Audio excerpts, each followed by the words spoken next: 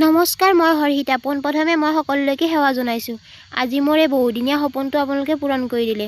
ফেচবুকত 50K ফলোৱাৰ্ছৰ সপোনটো মোৰ বহুত সপোন আছিল, এইটো আপোনালোকে পূৰণ কৰি দিলে। আৰু এই ভাল লগা সময়খিনি আজি মই পাৰ কৰিম বুলি আহিছোঁ, মই পঢ়ি অহা স্কুলখনলৈ বুলি। এইখন স্কুলতে মই পঢ়িছিলোঁ। আজি এই সময়খিনি মই অকণমানি কেইটা আৰু ছাৰ বাইদেউৰ লগত পাৰ কৰিম বুলি ইয়ালৈ আহিলোঁ। আৰু সৰুকৈ কেক এটা কাটিম বুলি ভাবিছোঁ এওঁলোকৰ লগত। কি খবৰ তোমালোকৰ?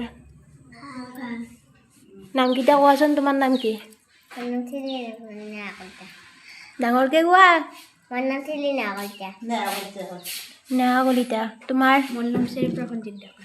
শ্ৰী অৰ্পিতা ডেকা। ধুনীয়াকৈ কৈছে। শ্ৰী নিকিতা ডেকা। শ্ৰী গুঞ্জন গায়ত্ৰী দেৱী। শ্ৰী হিমাশ্ৰী ডেকা।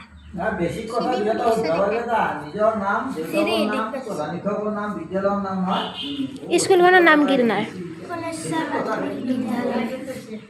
বাইদেউ মোক চিনি পাইছি না? মই পাইছোঁ তোমাক চিনি, মই পঢ়া ছাত্ৰী। আজি মোৰ মানে ফেচবুকৰ 50,000 হ'ল হয় নেকি? ফলোৱাৰ্ছ। বেলেগৰ মোবাইলৰ পৰা ভিডিঅ' কৰি কৰি আজি মোৰ 50,000 ফলোৱাৰ্ছ হ'ল। সেইকাৰণে মই ক'ৰবাক যাম বুলি কওঁতে পিতাই কৈছে যে তই পঢ়ি অহা স্কুলখনকে যাবি, সেইকাৰণে মই আহিলোঁ। আপুনি প্ৰধান শিক্ষক? বাইদেউকতো আগৰ পৰাই পাইছোঁ, বাইদেৱে মোক পঢ়াইছিল। অঁ পাইছোঁ। আপুনি নতুনকৈ আহিছে? মই পোৱা নাই।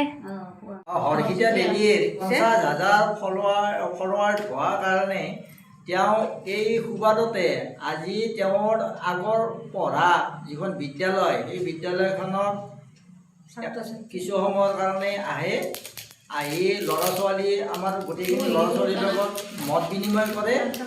আৰু তেখেতৰ এই সুবাদতে তেওঁক অশেষ ধন্যবাদ আৰু কৃতজ্ঞতা জনাইছোঁ। আৰু তেওঁ উজ্জ্বল ভৱিষ্যত আৰু উত্তৰ কামনা কৰিলোঁ।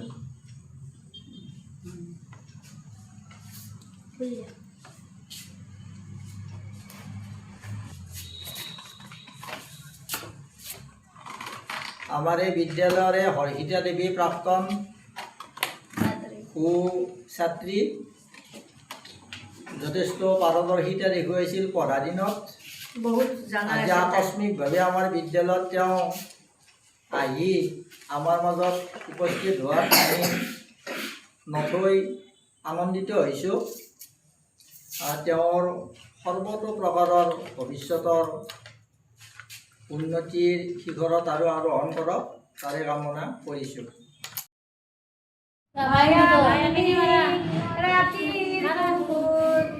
দেখা পালো তোমাৰ ছবি, হৰা দিয়া মুখলে আহি, ইয়াৰ গুণত তুমি যে মোৰ শুকান মন, নিয়ৰৰে চেঁচা তোমাৰ নামি অহা ৰ'দৰে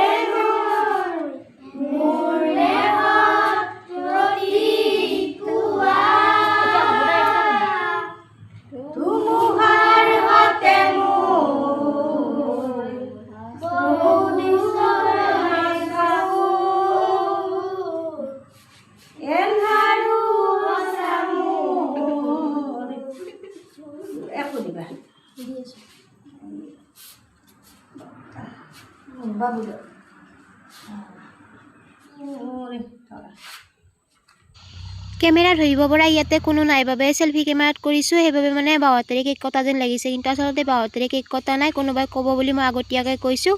আজিলৈ এৰিছোঁ।